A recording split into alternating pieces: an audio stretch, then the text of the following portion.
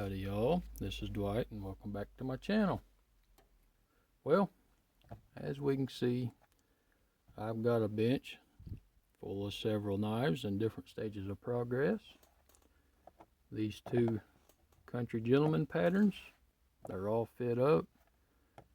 The front end of each of the liners need rounded a bit, and then it's on the file work, bevel grinding and putting the handle covers together.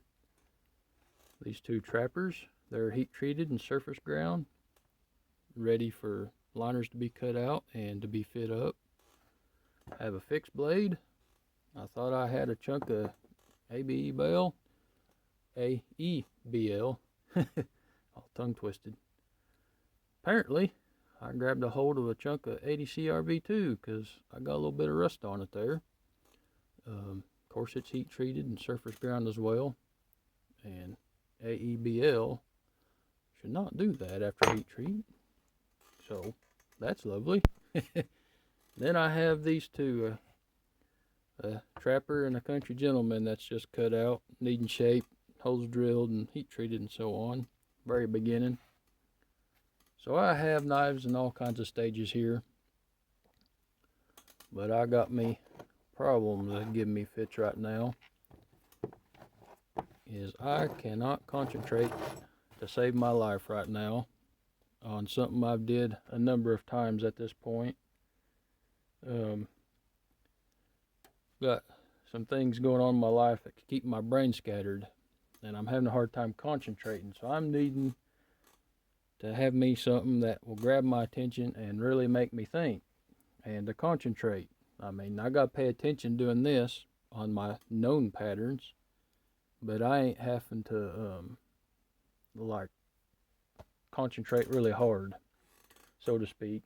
So,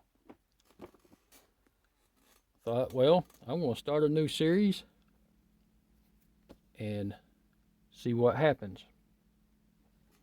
So, what kind of series are we going to start, you ask? Well, my boy give me this big old book, has all kind of pocket knife brands, patterns in it, which is given like what the known worth would be of specific patterns. But there's a lot of cool older style knives in here, and I came over here when I was thumbing through, and here in the trade section, move my camera a little bit here, this here grabbed my eye. It's just a simple jackknife. I can do it in a spear blade or a clip point blade. Of course, there's several different versions of it. I thought, you know, I'd like to have a jackknife in my repertoire, so to speak. So I ain't going to try to copy exact as far as the pin location. You know, I ain't going to worry about bolstering shields or the secondary blade. I'm just going to do a basic handle with the main blade. Now, I don't know how far I'm going to actually get in this video. Comment down below. Would you like to see the clip point blade or the spear point blade? And I'm going to do this without drawing a pattern out. I'm going to wing it, which means I'm going to have to concentrate, which is the whole purpose of what I said earlier. So this ought to be entertaining. I might fail in an entertaining matter, or I might be successful. I don't know. We'll see. So that's what I'm going to get started on. Of course, the handle shape obviously is going to be the same between the clip point and the spear point. So, and I ain't even worrying about the dimensions. This here, the old school ones, are 3 3/8. I like stuff about 3 3/4, so that's what I'm going to go with. So buckle in. This ought to be entertaining. Well, firstly, I'm going to start with handle shape. Excuse me. And that's actually a little bit backwards of what I normally do, which normally I am working from a known pattern. I'm going to use a chunk of brass. I know that I want 3 3/4 inches in length, so I'm just going to measure out 3 3/4. Now this most certainly is not meaning to be a tutorial, nothing like that. If anything, this is just going to be on the entertainment side of things to see what happens. Okay, now that's 3 3/4. All right, yeah, just a smidge oversized, which is good. Okay, so that'd be a decent sized jackknife. As I shape the handle here, I might end up making it a touch smaller. Said I'm winging this. I'm just going to do it until I think it looks good. If it don't look good, I'll scrap it and start over. So we'll need approximately, sorry, I'm off screen just a little bit. Need approximately, just eyeballing about how much I'm going to be needing. Of course, I'm using a cutoff wheel and angle grinder, so I know I'm going to be taking about that much off when I'm cutting. And we'll need approximately this much. That'll give me plenty of room to play with. If I can get the glare just right. There we go. So I'm going to proceed and cut this out, and we'll go from there. Okay, normally working with a pattern, I'd go ahead and be drilling the holes in here right now. But since I don't have a pattern to have these shaped, I'm going to be shaping them before I drill my holes. So I put tape there on the inside, super glue, and then I will super glue these two pieces together.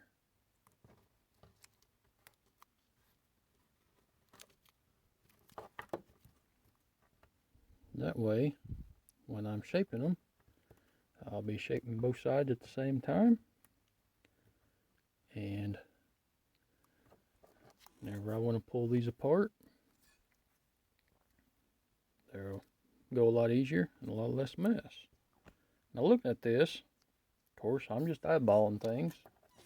All I measured so far was the length. I might end up making that just a touch shorter than 3 3/4 inches. Because all I'm going to do is go by if it looks good to my eye or not. So let's go over to the belt grinder and do a little shaping. Okay, this is where we're at now. And it did end up being shorter than 3 3/4. Because like I mentioned, I'm just shaping this till I think it looks good. I'm not hamstringing myself with measurements. I'm just kind of keeping up with where I'm at.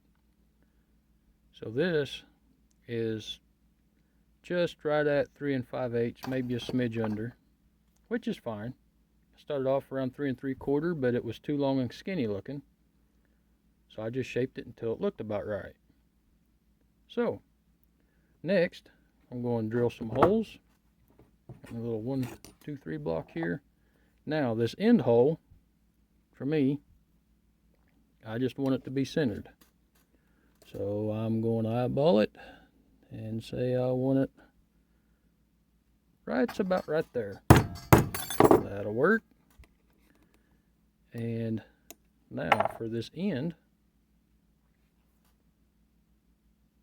I'm going to use, you might call this cheating, but that's fine,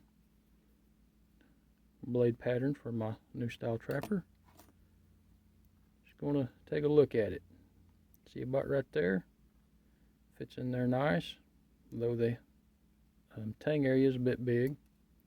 But that gives us an idea, the approximate location of the pivot hole.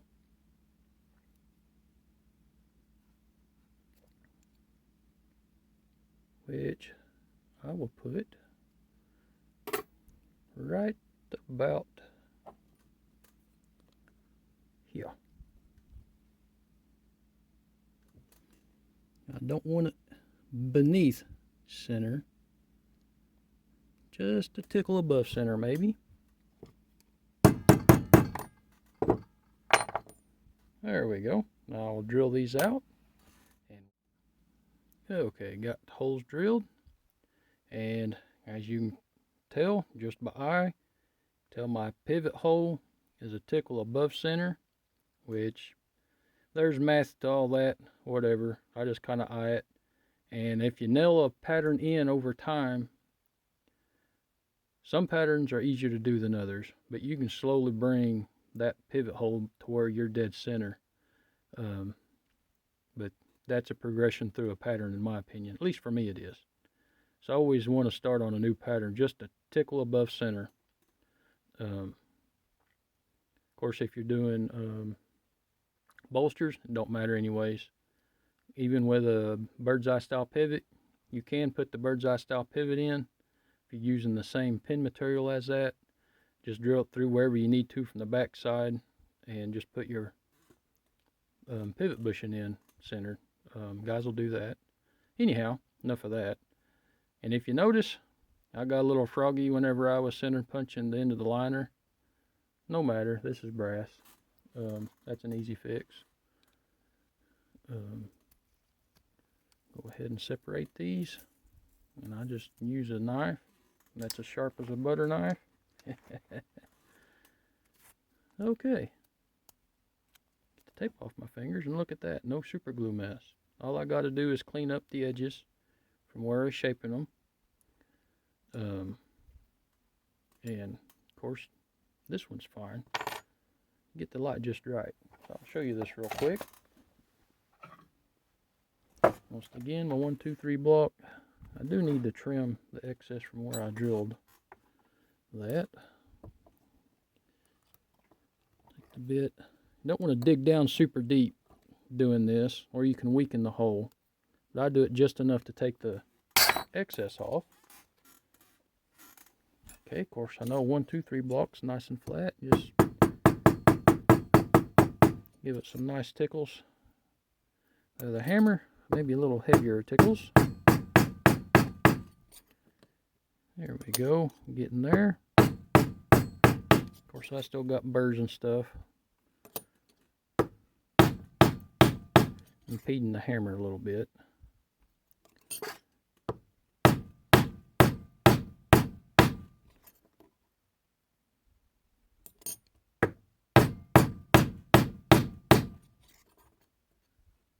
There we go. It's a lot better. Give it a little bit more. Okay. Yeah, not bad at all. When I get the burrs and stuff off, I'll tickle that a little more. But honestly, whenever I sand that to flatten the liners, that'll probably come out now. So, I mean, you can panic if you want to do that. I don't care on this one especially, because it ain't being sold. I'm just having fun with it. I seen a video of an old gentleman over in Sheffield, England do that to flatten his liners. If it worked for the old guys, why not try it? Okay, that's the liners, basic shape. Got the holes drilled. Of course, I do my tension hole when I'm setting up the pre-tension. Just as a quick visual aid, here's a spear point,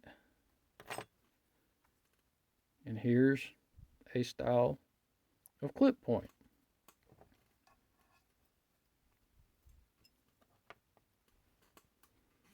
Which would you like me to see me do on this pocket knife? Put it down in the comments, and we'll go from there. Because today I'm pretty well done. I've been in and out several times doing this, and it's getting in the evening now. So I'm done, but this is a start. I'm starting with liners. That way I can fit my blade and back spring to my liners, which is backwards of how I do it whenever I use a pattern. So, but anyhow, for all y'all that's follow along, I do thank you very much. And until the next video, when you see me make a big hot mess, I dare say. Thanks for watching.